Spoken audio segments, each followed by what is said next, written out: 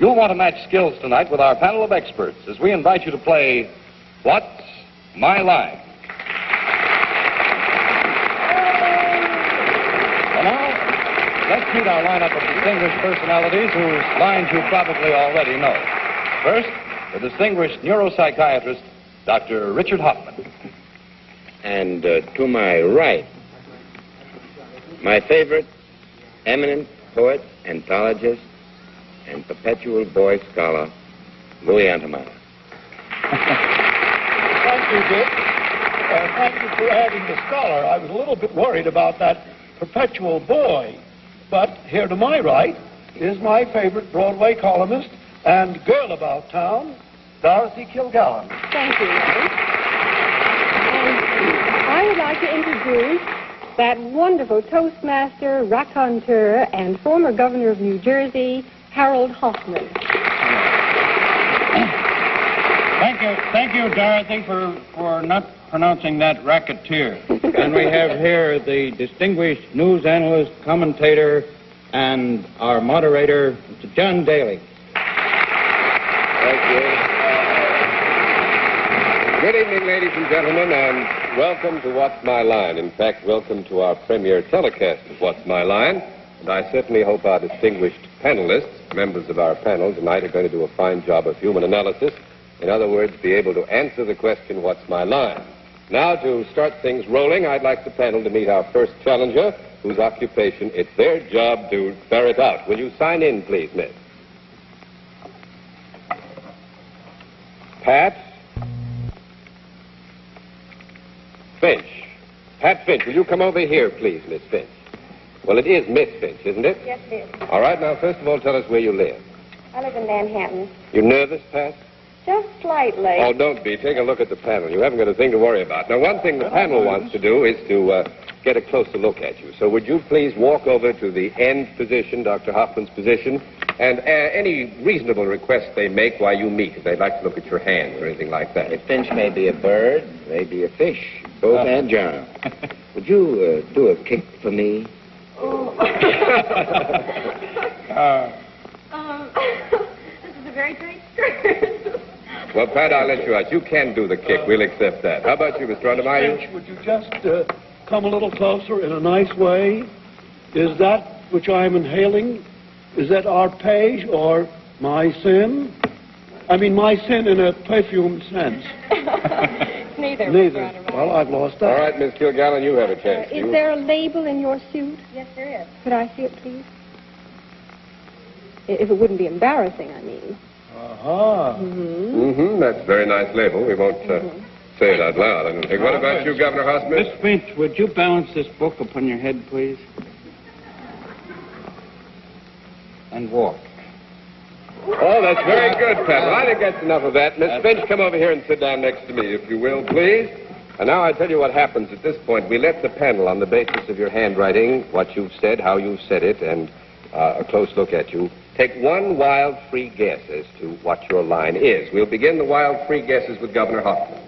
Well, don't you think, Mr. Daly, you should first tell us whether she's self-employed? Oh, I might tell you that later on. You go ahead and take your wild free guess. All right. The way she balanced that book, I think she's a bookkeeper, an erratic bookkeeper. An erratic bookkeeper. Well, what about you, Miss Kilgallen? I think she's a student of the drama. A student of the drama. Mr. Undermeyer?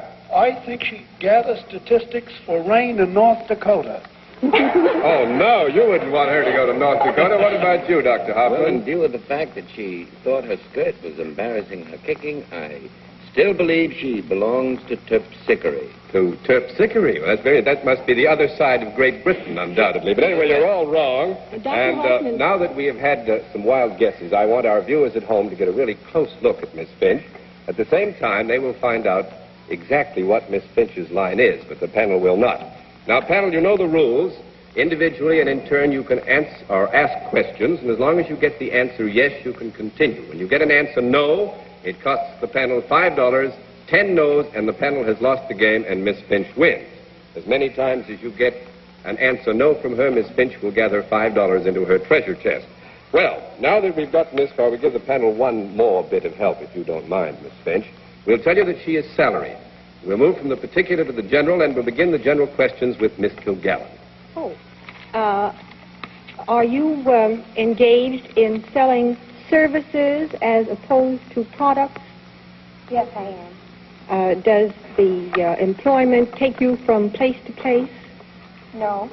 You remain static. One down and 9 to go. And Mr. Untermeyer. Miss Finch, you sell services in one particular place, I gather. Should I say a very particular place? Or Yes. isn't it? It is a very particular place. That is, it is a particular location. In this location, do people pay to look at you?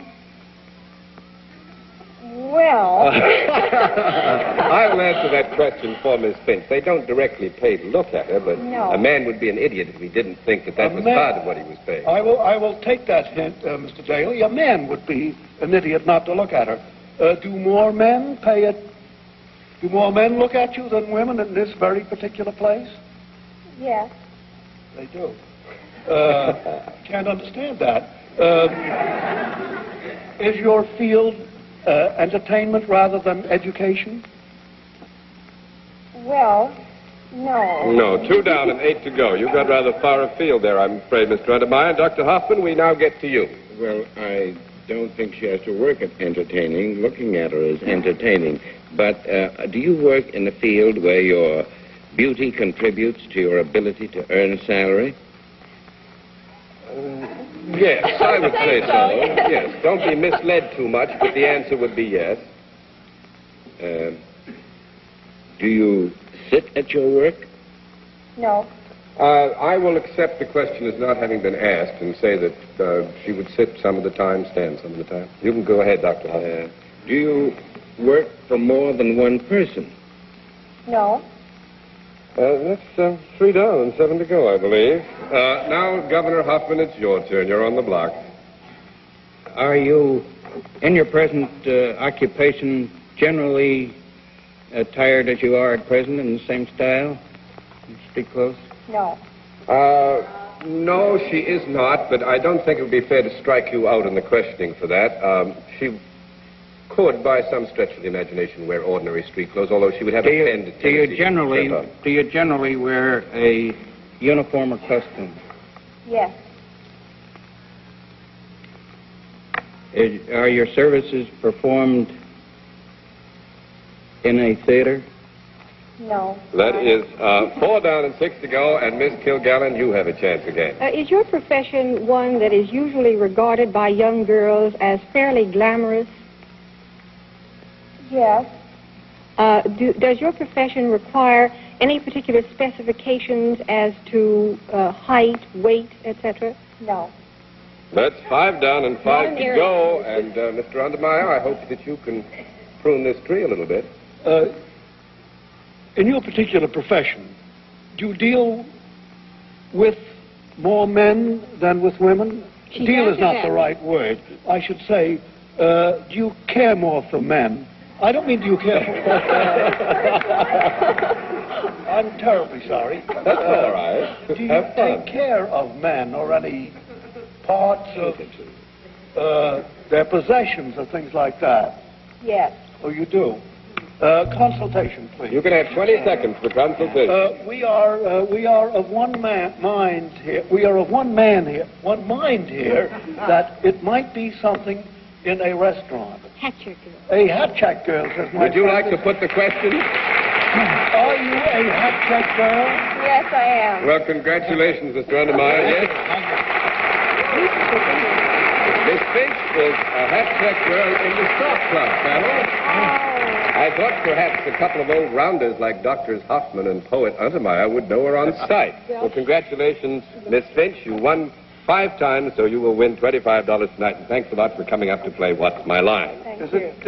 it true that the stork brought her here? The stork practically did. Well, thanks very much, Miss Finch. Any postmortems, panel? Do you feel that you did rather well that time? Oh, I think that wasn't bad at all for the first one. I think you did very well. Let's move on and find out who our next challenger is. Would you sign in, please, sir?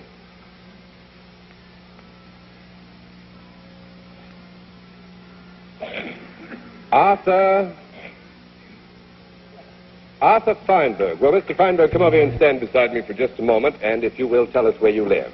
Brooklyn. Have you... Brooklyn! This usually produces applause. Everybody must be from New Jersey tonight. Well, Mr. Feinberg, do you feel very nervous when you look at this talented panel of ours? Only from the knees down. Only from the knees down you're nervous. Well, take those knees over, if you will, to the far side of the panel, and any reasonable request they make of you, will you please accede to them? I'd just like to shake hands with you. Could I feel your muscle, please? I have a geographical question to ask. Mr. Feinberg, as one Brooklyn man to another, I'm a Remsen Street boy myself. What part of Brooklyn are you from? Bensonhurst. Oh, well.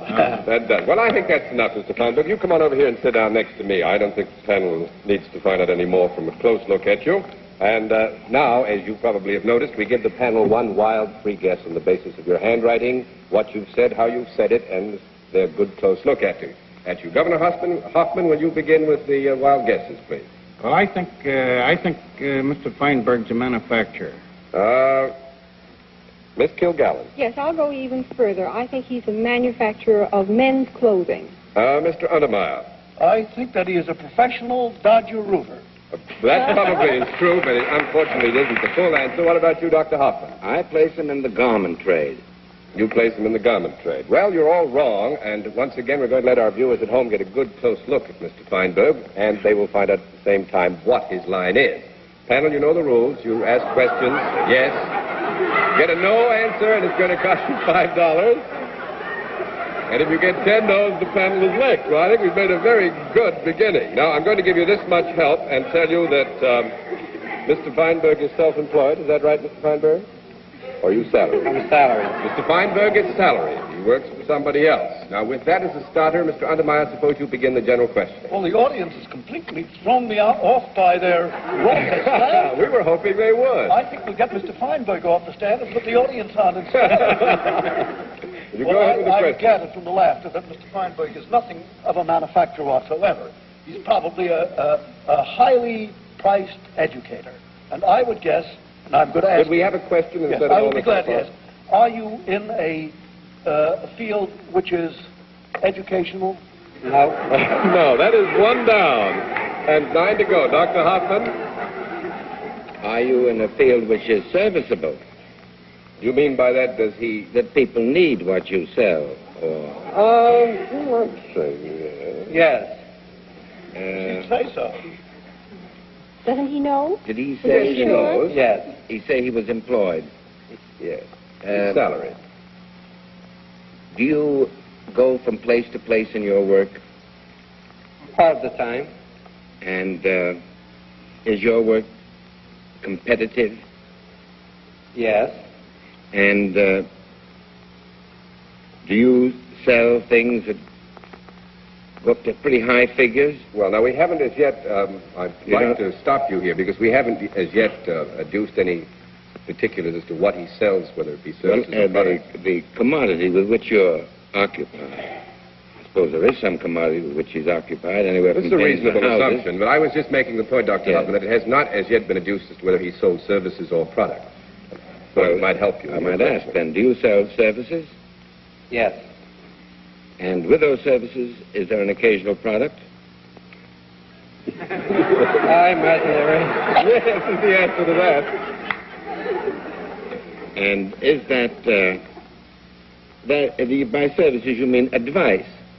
Would you like to ask the Yes, question? I'd like. Do you mean advice? That you give advice to No. people? No, that's 2 down and Okay, 8 to thank go. you. But some valuable information has been gleaned. How about you, Governor Hoffman? You're on the block Feinberg, now. you consider that you're engaged in a profession. It's against the business. It's a profession. Yes. Well, now, wait a minute. I have to move in here. It's not strictly, as we interpret business and professions, a profession. Well, no, it's 3 down and 7 to could I- go, and I'm afraid Miss Kilgallen takes over. Oh, you answered no. Yes. This Great. must be the most unusual business. It's a bit unusual.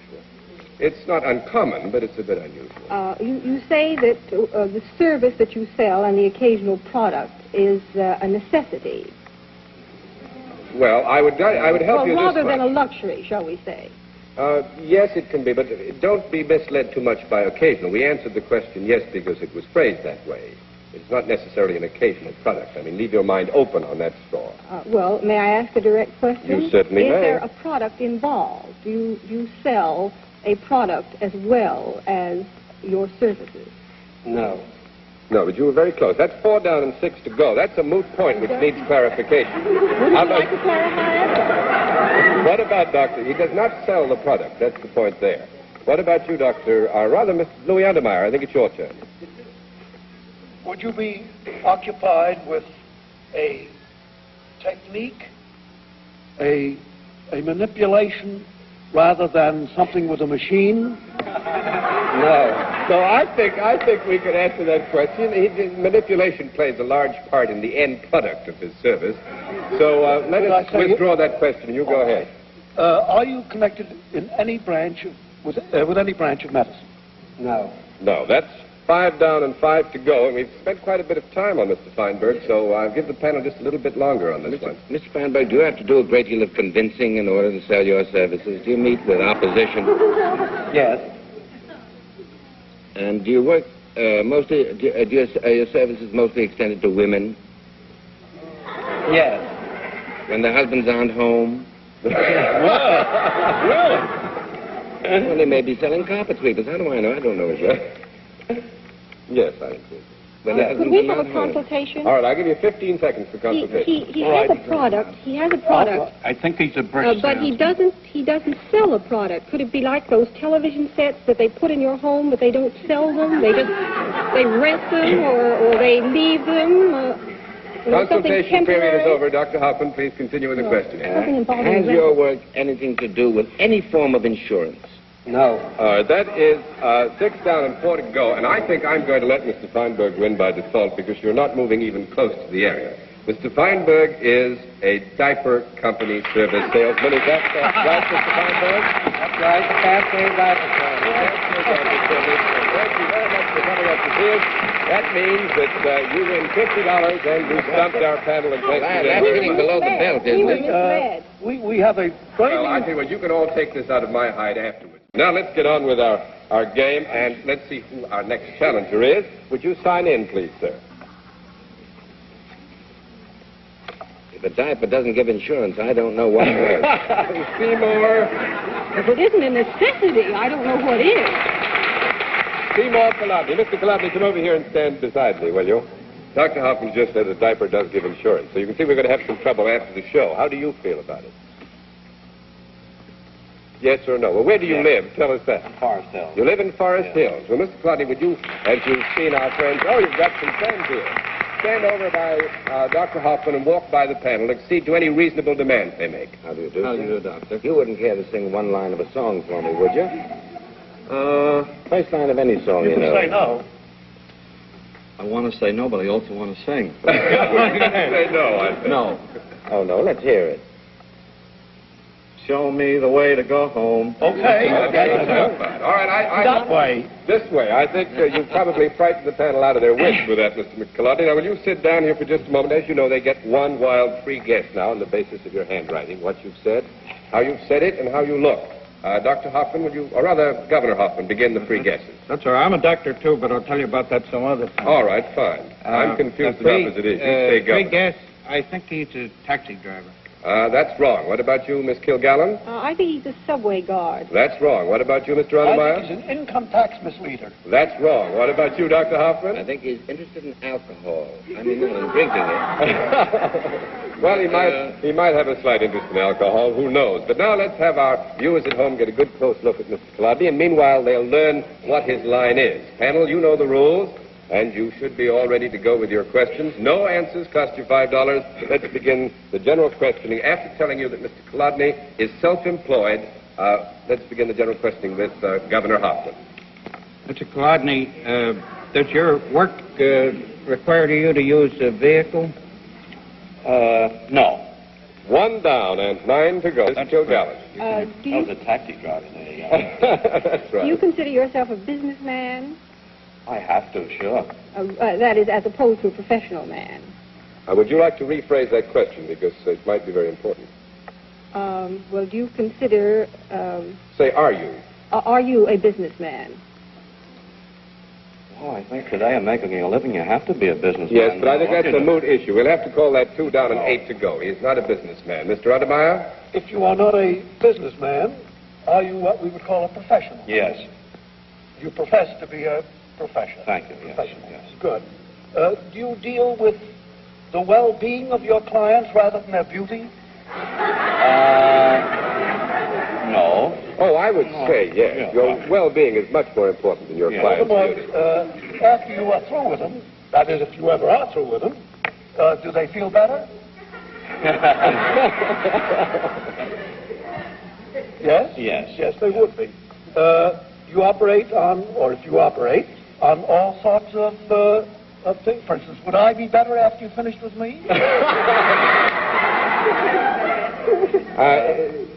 No. That's 3 down and 7 to go. Dr. Hoffman, it's now your ball to carry. I know you can't improve, Louis. Anyway, that was really a question you shouldn't have asked. However, do you use tools in your work? Yes. Are they small tools, you know, hand tools or machine tools? Hand tools. Hand tools. Did you have to go to any particular school to learn your Yes. profession? Did it require a degree? Yes. Do you have patients or clients? Or both? Both. Do they sit when they come to you? Yes. Do they change position from time to time? Yes. Do you give them comfort or pain or both? Both. Are you a dentist? No. That's 4 down and 6 to go, and back to you, Governor Hoffman. Does your profession bring you into physical contact with your patients or clients? Yes. Are you, by any chance, a chiropractor? No. That is 5 down and 5 to go, Miss Kilgallen. Do you have a title? Yes. Are you a doctor? Are you called doctor? Yes. Well, are you a psychiatrist? No. That's 6 down and 4 to go, Mr. Untermeyer. He denied that vehemently. You're a doctor. You deal, I presume, with living things, with living beings. Usually, yes. Both sexes? Yes. Conference? May we have a conference? You may have 15 seconds for May we have a a conference? Living things. I'll bet he's a veterinarian. I do too. Yes. All right, Do you deal with animals? Yes. Are you an animal doctor? Are you a veterinarian? Very good. Thank you very much. You won 6 times, and so you do get a prize, and congratulations to our panel. They did very well. And now we have something special. Panel, you remember I told you we'd be using masks tonight. Now, before we introduce our next challenger to you panel members, we're going to give you an even greater handicap than you faced with the first 3. We're not going to let you see him. If we did, you'd recognize him immediately because he's a celebrity. So you don't see him. I'm going to ask Madeline Tyler to pass out blindfolds to you. And will you please see that they're on very securely, Miss Tyler? Yes, I thought Miss Tyler would enhance the scenery here quite a bit. I see the audience agrees with us. All right, let's see. Dr. Hoffman has his mask on. Mr. Untermeyer? You mean I can't even look at Miss Tyler? Well, you can't. I'm sorry. You're penalized already on that. I don't know what Miss Tyler's line is, but I bet she has a good one. That's a fine mask they have for you there, Yes, Miss I have a Kilgallen. glamour one. Isn't that Yes, wonderful? that's for girls. This is going to ruin my mascara. But I think that Mr. Untermeyer's mask improves his appearance a good deal. Maybe we ought to get him That's a dirty crack, John Dale. get him one to use all the time. All right, now it's up to you to identify our guest celebrity. Are all the masks on so that you can't see them? Okay, will our celebrity please come on stage now and sign up? Will you sign up there on the white sheet of paper, and I will call you Mr. X, if you don't mind, because we don't want the panel to know too much about you. I'm not going to allow you any wild guesses on this panel. Would you come over and sit down, Mr. X, please? Now, I want to say this. The money that is lost to our Mr. X is going to go to the Heart Foundation. All right, let's see how quickly you can identify Mr. X, and we'll start with Miss Kilgallen. Well, if you're a celebrity, are you tall, dark, and handsome? No. I think we'll have to accept the no there, but it doesn't have to do with the handsome part of it. That's 1 down and 9 to go, Mr. Untermeyer. Are you small, dark, and handsome? Well, partly. Yes, I think. You go ahead, Mr. Untermeyer. The answer is yes. Good. Yes. Are you, judging from that fine, vibrant tenor, a singer? No. That's 2 down and 8 to go, and it's yours, Dr. Hoffman. In spite of the fact that you're a celebrity, do you consider your life worthwhile? Certainly. I didn't hear. Yes. Yes, he did. In other words, you give comfort or joy or substance to people. Well, Yes, we'll take a yes on that. You see, Doctor, our time is running out very Well, rapidly. are you engaging in art? Well, it could be. Withdraw the question. Are you engaged in science? You want to withdraw that one? No, I think that's 3 down and 7 to go. Can't give you any more leeway. Governor Hoffman, you might be able to do very well with this one. I do not think you're in the field of government. Am I right? That's right. That's very well questioned. Do you work indoors? Do you generally work outdoors? Yes. We have only a minute and a half. Are you engaged in the field of sports? Yes. Joe DiMaggio, I bet. No, he's not in town. Are you connected with a sport that is generally not being played at this time of year? Yes. Are you connected with the sport in New York? Yes. In greater New York? Yes. If I said that you are not with the Brooklyn Dodgers, would I be right? You would be. Very good. Continue, Governor Hoffman. If I said you were with some New York aggregation of athletes, would I be right? Yes. I can only give you a little more time, Governor Hoffman, so you'll have to drive for the finish. Well, I think I have this fellow. All right, well, let's take a try, because I'm going to have to cut Two you in off. mind. I think it's Phil Rizzuto. Phil Rizzuto is right. Congratulations.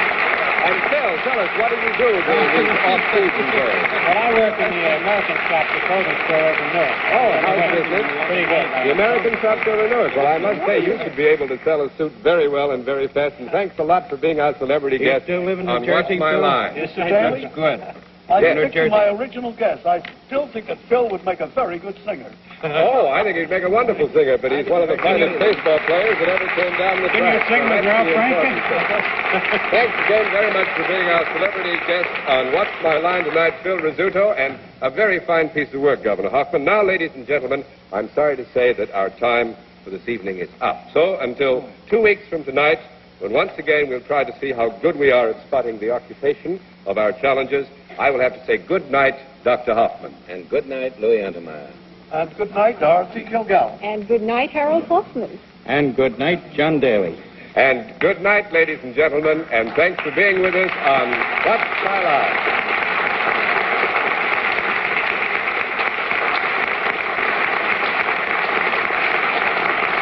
What's My Line has been presented by CBS in association with Goodson Todman Productions. Produced by Gil Pate and directed by Paul Monroe.